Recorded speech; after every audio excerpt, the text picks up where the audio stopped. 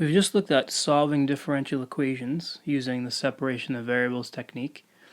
And one important thing to understand is that not all differential equations can be solved by using that technique. And in fact, there are probably way more differential equations that are not solvable with those techniques or other techniques than there are that are solvable.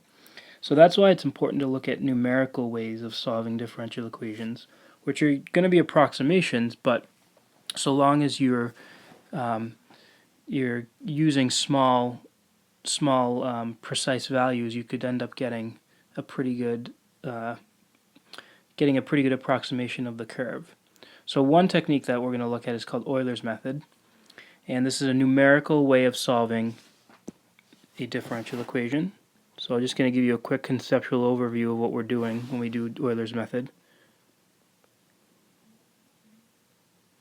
So I'm going to define this to be a numerical approach to solving a differential equation.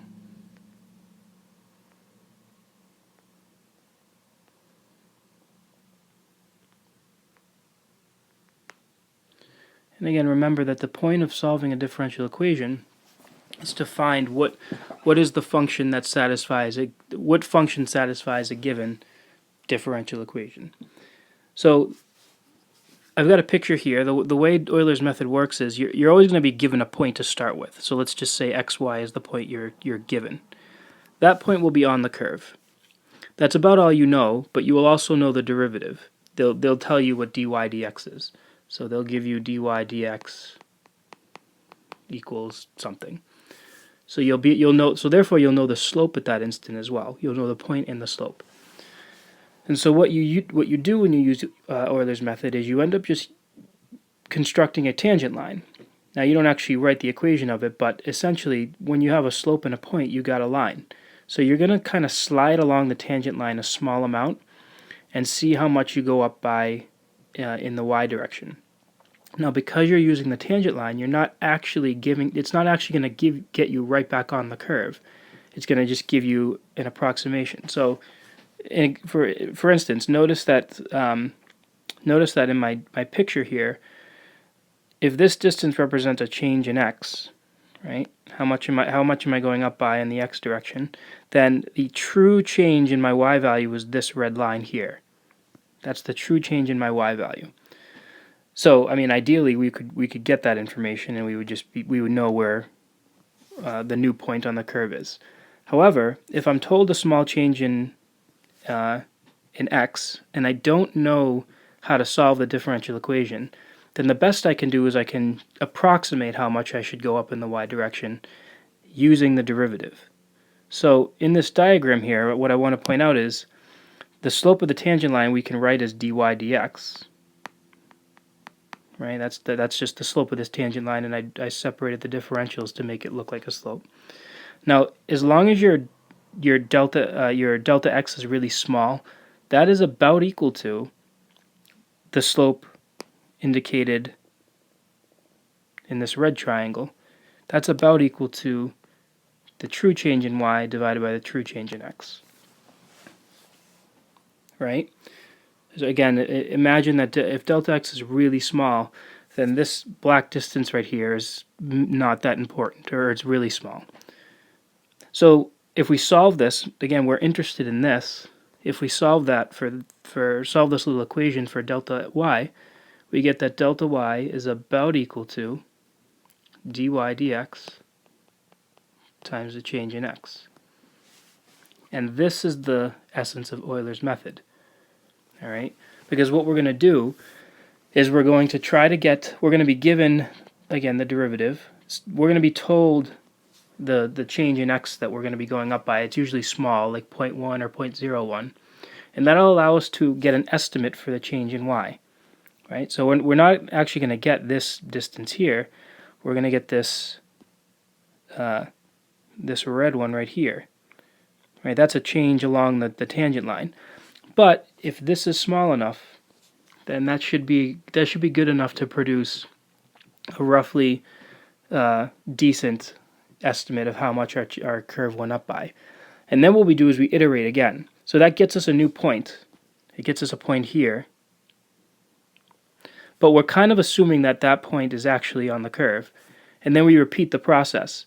And then we construct the tangent line at this moment, going in this direction, to get a new point. And then we sort of just keep doing that.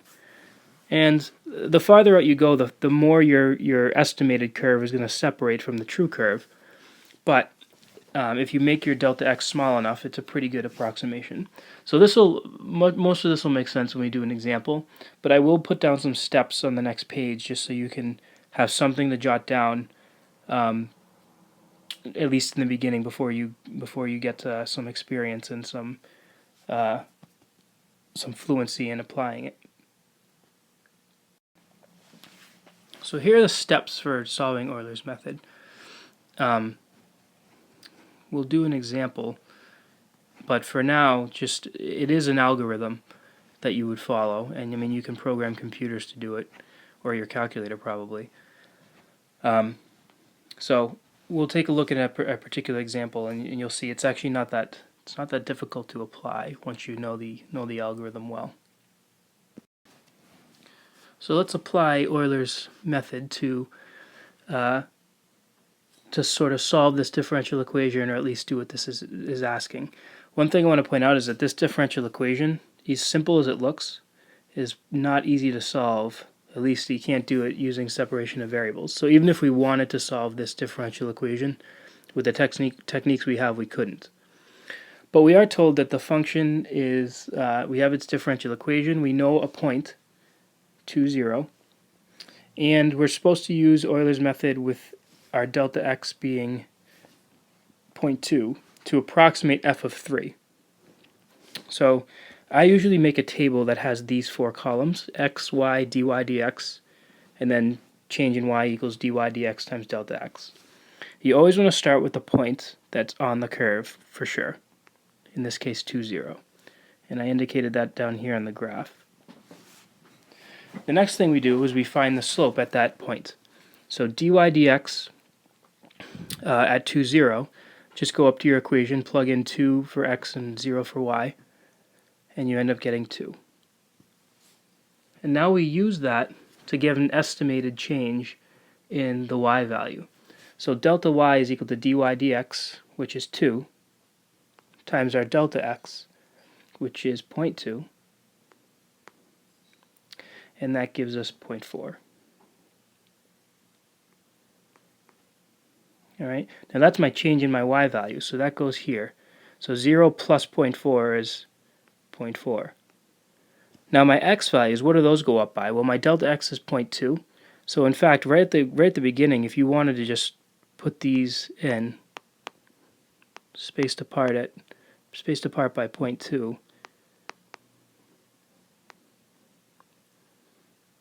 you can do that. And our actual answer to this is going to be in this box right here.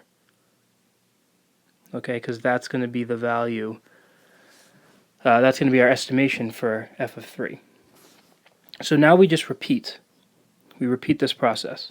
So I've got a new point, 2.2, 0.4, and I plug that into my differential equation, x plus y, so 2.2 plus 0.4 is 2.6.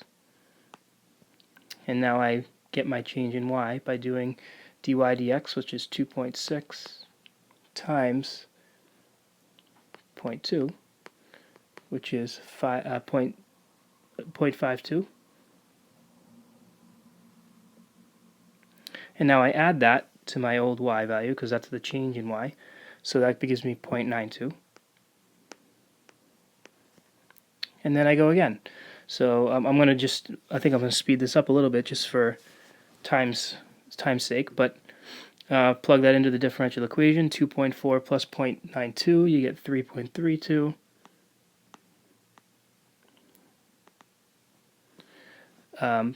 Plug that into my equation over here to get my change in y. You end up getting 0.664. Add that to my new y, you get 1.584. Plug that into my differential equation, 4.184. 0.8368. 2.8 is 2.4208. This ends up being 5.2208. I didn't round it all because I kind of want to see. I don't want those, we're approximating at each step. I don't want those to accumulate. So when I add my last change in y, I end up getting 3.46496. All right, so f of 3 should be about equal to that. Now let me just point out the blue down here is the actual curve. That's the actual solution to the function dy dx equals x plus y. Notice when I plot the points that I got up here, watch what's happening. So at 2, 0, they're exactly equal. My approximation curve, though, is going to gradually separate from this, from the actual curve. 2.2.4 would be something like here, so probably still pretty close. 2.4.92 is like here. 2.6, 1.58 would be like roughly here. 2.8, 2.4 would be somewhere like here. And then 3.46 is like here. So you can see that the curve that I kind of pieced together using Euler's method, it's just gradually starting to separate from the actual curve. Right? Because we're kind of just like we're going through using the tangent lines at each point and launching off the tangent lines, and that creates some error in each step, and those will accumulate over time. But as long as your delta x is small enough, the approximation should be pretty good, as long as you're approximating an x value that's close to the one that's actually on the curve. So there's Euler's method, and again, a numerical approach to solving a differential equation.